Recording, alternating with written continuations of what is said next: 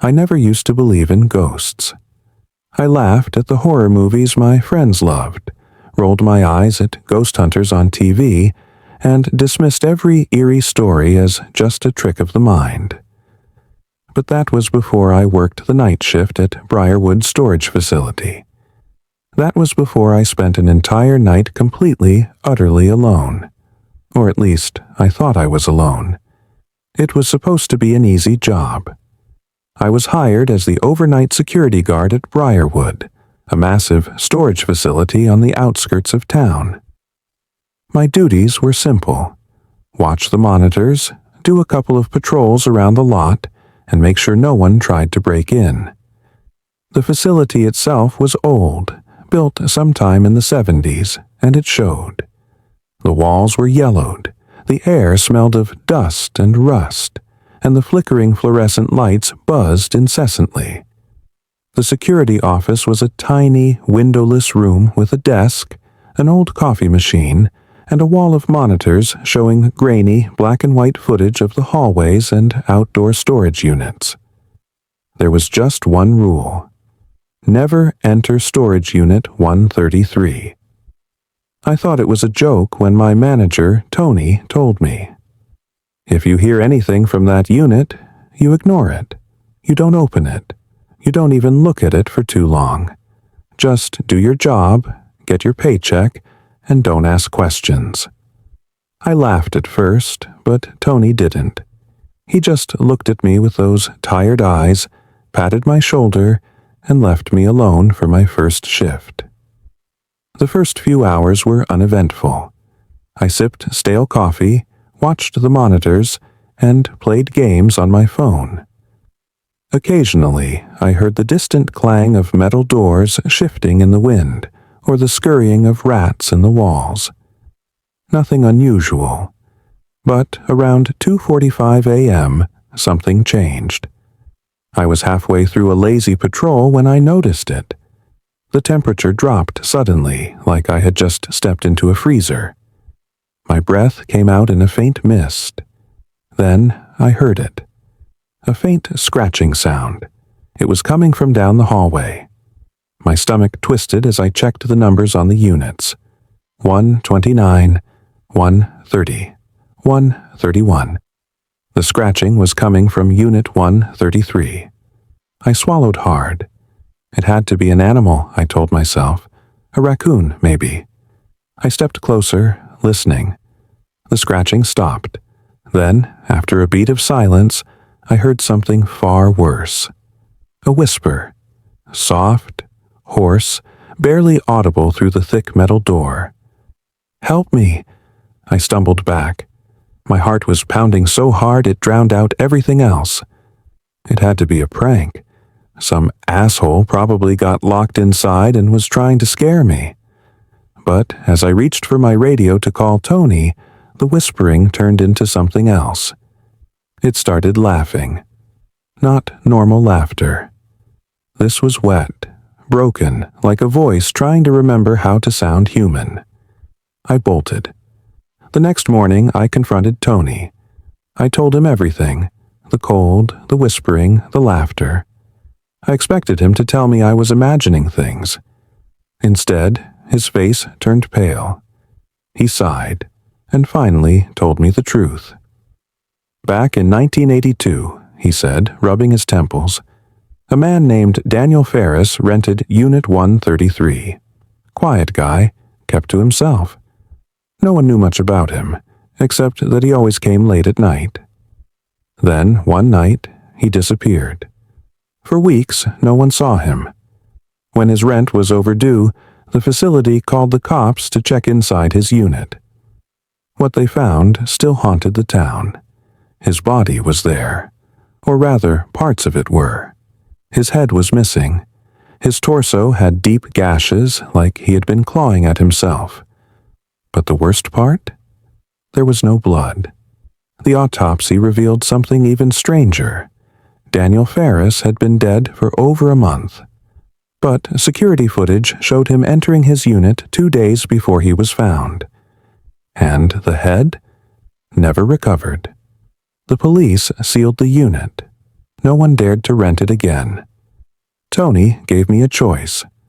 Quit now, no questions asked, or stay and ignore whatever I heard from Unit 133. I should have left. I should have walked away. But I didn't. The following nights were worse. The whispers turned into full-blown conversations. I heard my own voice coming from inside the unit, mimicking things I had said earlier that day. My reflection in the monitors started lagging, like it wasn't quite keeping up with me. Sometimes it would smile when I wasn't smiling. At 3 a.m. sharp, I heard a new sound. Not laughter, not whispering, knocking. 3 slow, heavy knocks from inside Unit 133. I locked myself in the security office. I told myself I would quit in the morning. But at exactly 3:33 a.m., my radio crackled to life. "You should open the door, Jason." My blood ran cold. I hadn't used my radio all night, and yet there it was, my own voice coming through the speaker. I turned off the radio. The lights in the security office flickered and died. The monitors went black, all except one. Unit 133's camera feed was still on, and I wasn't alone anymore. On the screen, standing in the hallway, was a figure. Tall, twisted. Its limbs were too long, its head cocked at an unnatural angle. It had no eyes, just hollow, gaping sockets staring at the camera. And then it moved. Not walking, glitching. One moment it was at the end of the hallway. The next, it was right in front of the security office. The doorknob started turning. I ran. I don't remember how I made it to my car. I don't remember starting the engine. But I remember looking in the rearview mirror. There was something in the back seat. The last thing I heard before I sped off? A whisper. "You should have opened the door, Jason." I never went back. I left town, changed my number, and tried to forget. But last week I got a package in the mail. No return address, no note. Inside was a single item. A rusted storage unit key.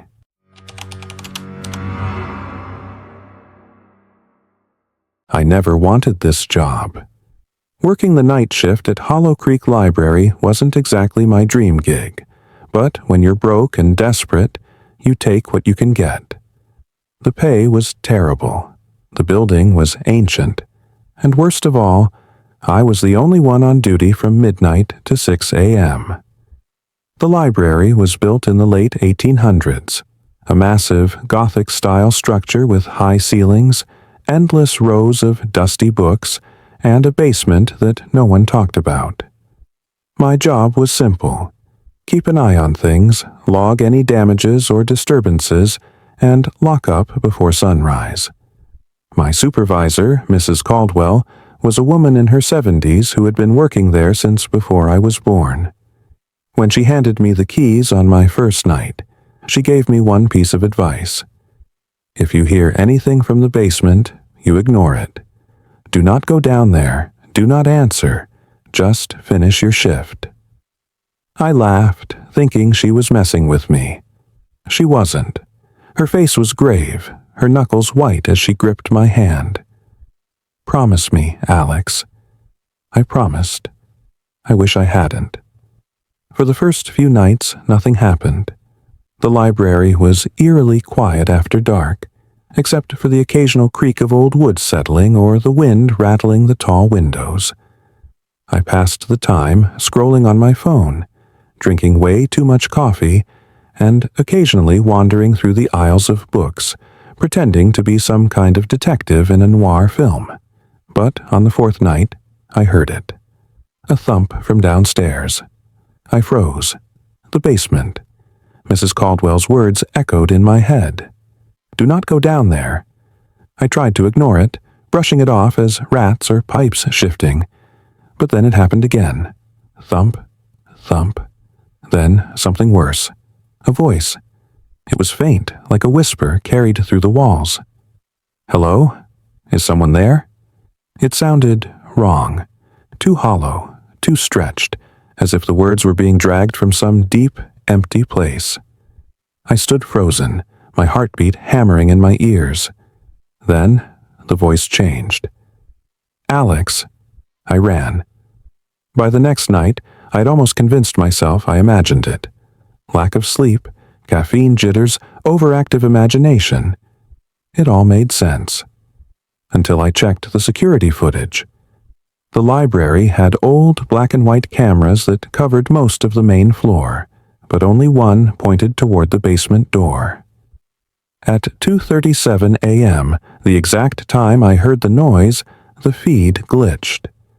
For exactly 7 seconds, the screen went black. When the video came back, the basement door was open. I hadn't opened it.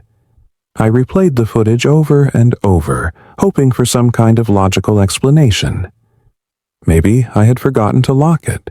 Maybe the wind had forced it open. But then I saw it. Just before the screen cut out, something moved in the shadows near the door. Not a person, not an animal. Something taller, thinner. Its limbs were too long, its body barely visible in the dim light. It turned toward the camera. And then, the screen went black. I should have left that night. I should have quit, walked out, never looked back. But I didn't. Curiosity is a dangerous thing. At exactly 2:30 a.m., I found myself standing in front of the basement door. My breath was shallow, my fingers sweaty around the key. I shouldn't have done it, but I unlocked the door. The air that rushed out was wrong. Damp, stale, like something had been rotting down there for years. The staircase was steep, wooden, each step groaning under my weight as I descended. The deeper I went, the colder it became. The basement was massive, lined with rows of shelves filled with old books, storage boxes, and broken furniture. A single, flickering light bulb swung from the ceiling. And then I saw it. A door. It was different from the rest of the basement. Newer, made of metal with a heavy-duty lock. The air around it hummed, like the whole library was breathing through it. I reached out. The moment my fingers brushed the handle, something pounded from the other side. Once, twice, then a slow, dragging scratch, like nails running down the metal. I turned and ran, nearly tripping as I scrambled up the stairs. I locked the basement door behind me and didn't look back. The next morning, I decided to do some research. I searched the library archives for anything unusual, building records, past owners, even ghost stories. But the only thing I found was an old newspaper clipping from 1971. A librarian had gone missing. Her name was Eleanor Finch, and she was last seen working the night shift. The article said she was a quiet woman, a creature of habit. One night, she went to the basement to retrieve a book for a patron. She never came back. The police searched the entire building. No body, no signs of struggle, just her shoes, neatly placed at the top of the basement stairs. The only clue? The book she had gone to retrieve. It was listed as Volume 13 of the Hollow Creek Archive. I checked the catalog. It wasn't there. It never existed. I didn't want to go back, but I had one more shift before I could quit. I told myself I would do my rounds, stay away from the basement, and never return. But at 3 a.m., the power went out. The emergency lights flickered to life, casting long shadows through the aisles. The air felt thick, pressing against my skin like unseen hands. Then, footsteps, slow, deliberate, coming from the far end of the library. I turned the corner and froze. A woman stood between the shelves. She was dressed in an old-fashioned skirt and blouse, her hair pinned in a tight bun. She didn't belong there. She didn't move. Her head was tilted slightly, like she was listening. Then she whispered, "You took my book." My blood ran cold, the lights flickered, and she was gone. I quit the next morning. I told Mrs. Caldwell everything, the noises, the door, the woman. She didn't look surprised. She just sighed and handed me a small, dusty book. Volume 13. "Someone always finds it," she murmured, "and someone always has to return it." I didn't ask questions. I just drove to the library, walked to the basement door, and slid the book through the mail slot. The moment I did, the air lifted, the pressure vanished, and from the other side of the door, I swear I heard a soft, relieved sigh. Then, silence. I never went back, but sometimes in the dead of night, I dream of that woman, standing in the library, waiting for the next person to take the book.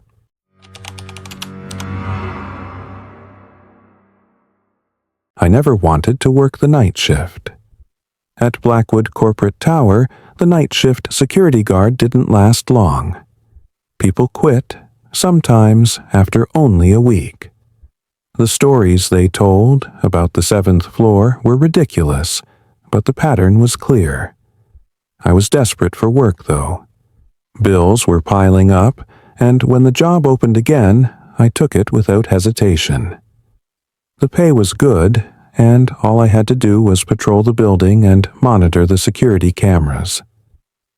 "Don't take the elevator to the 7th floor," my supervisor, Carl, told me on my first night. I laughed. "Why?" He didn't laugh back. "Just don't." I rolled my eyes, but I nodded. I should have listened. The first few nights were quiet. Blackwood Tower was a 12-story office building, and during the day it was full of lawyers, accountants, and corporate executives. But after 10 p.m., it was empty. Most of my shift was spent watching the monitors, drinking bad coffee, and walking the empty hallways. It was lonely, sure, but nothing weird happened. Until the fourth night. At 2:13 a.m., the elevator dinged. I glanced at the monitors. The cameras showed the elevator doors opening on the 7th floor. There was no one inside.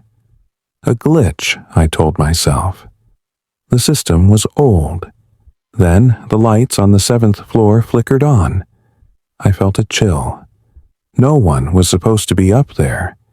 The entire floor had been abandoned for over 5 years. Some legal dispute left it locked up, unused. I grabbed my flashlight and walked to the elevator. The doors were already open, waiting for me. My hand hovered over the button for the 7th floor. I hesitated. Then I pressed it. The ride up felt too long, like the elevator was moving slower than usual. When the doors slid open, a wave of cold air hit me. The 7th floor was wrong. The hallway was lined with empty cubicles, but everything looked untouched, like the workers had just stepped away for lunch years ago and never returned. Some computers were still on, screens flickering with static. A coffee cup sat on a desk, its contents long dried into a dark stain. But the worst part? The sound. Somewhere in the distance, I heard typing. A keyboard clicking, slow and deliberate. I followed the sound, my heart pounding. It led me to an office at the end of the hall. The door was slightly open, and inside, I saw a figure sitting at a desk. They were hunched over a computer, typing, but their movements were unnatural. Their fingers twitched too fast, hitting the keys in an erratic rhythm. I took a step closer. The typing stopped. The figure's head snapped toward me. I couldn't move. I couldn't breathe. Their face was wrong, twisted, stretched, like a glitching screen, flickering between different expressions too fast to register. Their mouth moved, but the sound that came out was garbled, like a voice trying to form words but failing. Then they stood up. I ran. I sprinted back to the elevator, slamming the button. Nothing happened. The lights in the hallway dimmed. Then the typing started again. Closer this time. My hands shook as I jammed the button again and again. The doors finally slid open, and I threw myself inside, hitting the button for the lobby over and over. As the doors closed, I saw it. Standing just outside the elevator. The figure. Staring at me. The lights flickered out completely, plunging everything into darkness. For a moment, all I could hear was my own breathing. Then, something whispered in my ear. You shouldn't be here. The lights came back. The elevator was still on the 7th floor, and I wasn't alone anymore. I refused to turn around. The feeling of someone standing behind me was unbearable. My skin crawled. My lungs felt tight. I kept my eyes locked on the reflective surface of the elevator doors.